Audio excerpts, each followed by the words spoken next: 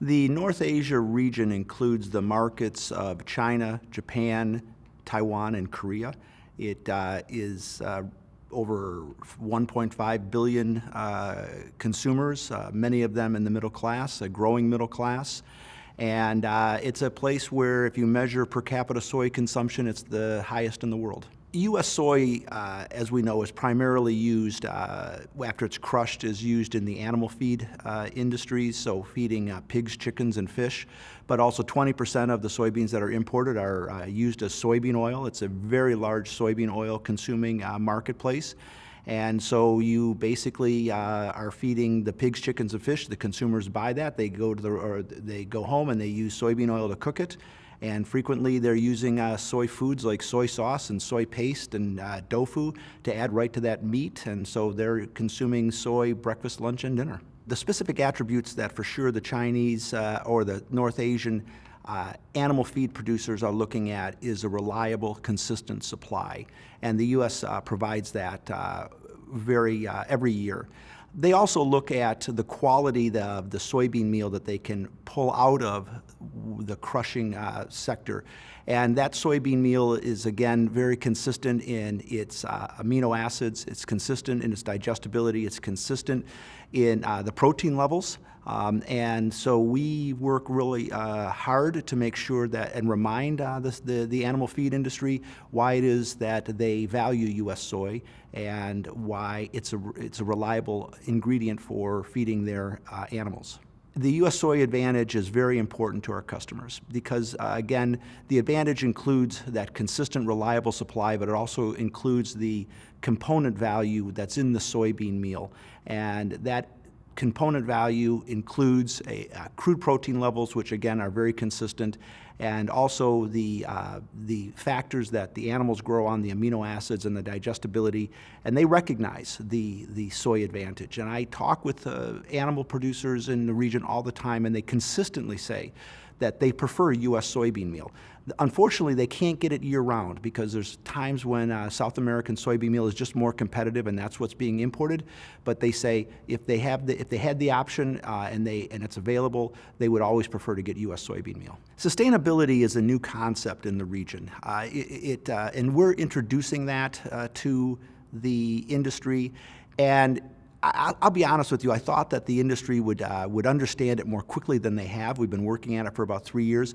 But since it's a new concept, it's taking a little bit of time, but more and more people are beginning to recognize the efficacy of it and how they can use that in their public relations messaging and how they can use it to add value to their product without having to pay more for the product.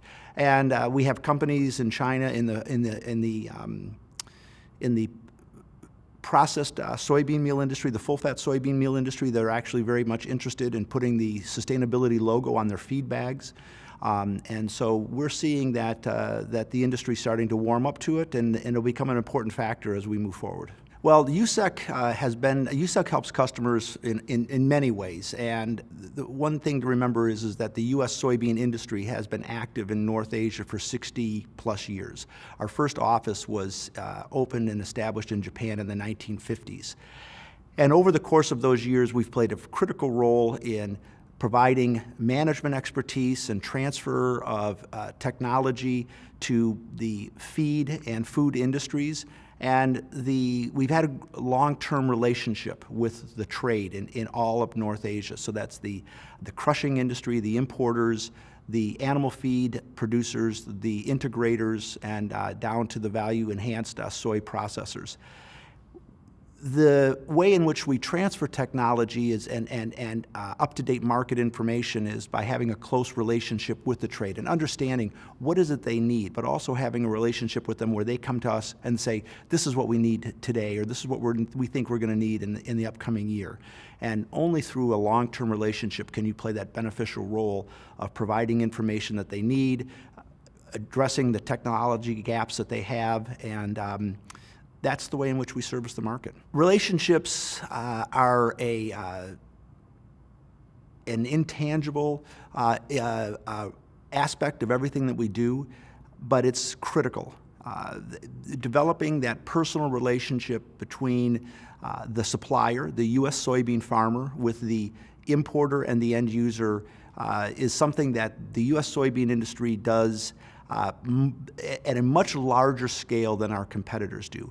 And you talk about the U.S. soy advantage and having the activities, whether we do that in the United States or whether we do that in North Asia, that bring together the suppliers, the sellers, and the importers and the processors is critical in terms of developing mutual trust, mutual understanding, and the buyers want to have that relationship with the U.S. supplier, because the U.S. farmer is a small business person who puts his livelihood and every day on the line by the decisions he makes or she makes in terms of what they're going to plant, how they're going to market, and how they're going to price what they're going to market. And that information is highly sought after by the importers and the processors in North Asia, because that is information that they can't always get from their own, from the exporters. The questions that the importers that are here at the trade, the global trade exchanges, where is the price going to be in November and December? And of course, none of us know this, but it's fun to have those conversations. And they come to the United States because they want to see what the crop looks like. They want to get out in the fields. They want to measure from their own perspective what they're hearing in the media, and then they want to hear the producer's perspective and then the producer's point of view about where the market's going to be in the fall. The North Asia importers and processors have a high degree of confidence in the U.S. soy supply system because they've seen year in and year out, even when we have a short crop, the U.S. is still there, able to supply their needs. And I think the year 2012 is probably the best example. That was the last really serious drought that we had in a large growing area of the United States, and yet we were still able to bring to market the fourth largest soybean harvest in the history that we've had. And that, I think, is just demonstrates the reliability of the U.S. soy supply and builds a lot of confidence. Well, this is an exciting time not only to work in international trade, but it's an exciting time to work for the U.S. soybean industry, because we in North Asia, we continue to see a lot of upside potential. We're coming off the fourth record year of the U.S. soybean exports to China, and this is we believe that the Chinese market is going to continue to grow, and the opportunities also will continue to grow in other markets in North Asia. For example, we've seen Korea become a significant importer of U.S. soybean oil. Just a couple years ago, they were almost an insignificant purchaser, but because they've been able to see and recognize the improved quality that they can get from U.S. soybean oil, I think that there's a good potential that Korea will be the #1 soybean oil import market for U.S. soybean oil. Looking into the future in North Asia, and again, there's a lot of upside potential. The obvious player for the upside potential is China, and we see the Chinese population, about 300 million people, will be moving from the countryside into the city. They're going to increase their incomes, they're going to improve their diets, they're going to increase their demand for animal protein and vegetable oil. That's like moving the population of the United States from a lower income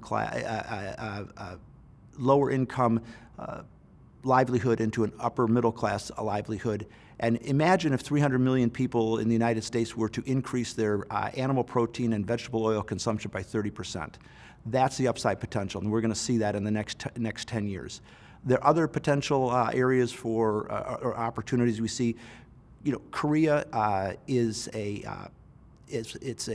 large country with a large middle class, and their GDP is pretty strong, about 4% a year, and they're going to continue to improve their diets. They're going to continue to want to have access to higher value U.S. soy products, such as identity preserved products, but also soybean oil.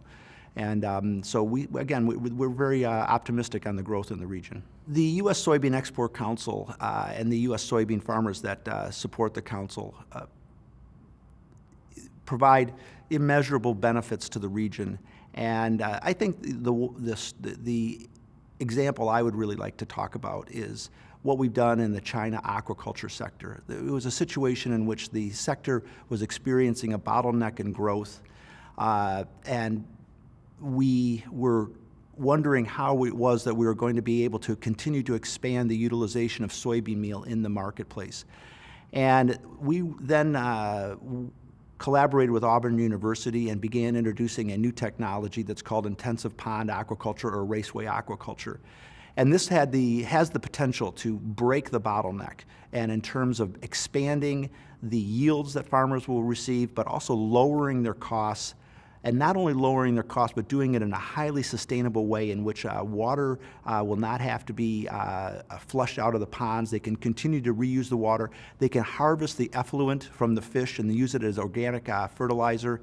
And the farmers in China have rapidly recognized this technology and are adopting it very quickly.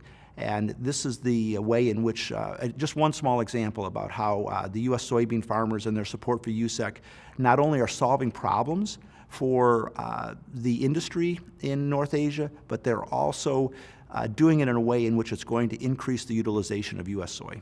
When a importer of U.S. soy asks us why it is that they should be buying U.S. soy, the first thing we talk about is the U.S. soybean farmer, and the U.S. soybean farmer being a committed partner to them in their future success, and the investments that the U.S. soybean farmer makes in terms of servicing their needs in the marketplace, providing them with up-to-date market information, transferring technology, transferring management expertise. They don't get that from the other suppliers. And then we talk about this U.S. soy advantage, and that is just that the U.S. soybean industry is going to be able to provide them with the soy products that they need on a regular basis in a way in which the trade is conducted very easily, and they have a lot of confidence and they like doing business with U.S. exporters because the U.S. exporters, just the ease of transactions is much easier. So I could just remind them of those things, and then they will say, yes, I prefer U.S. soy.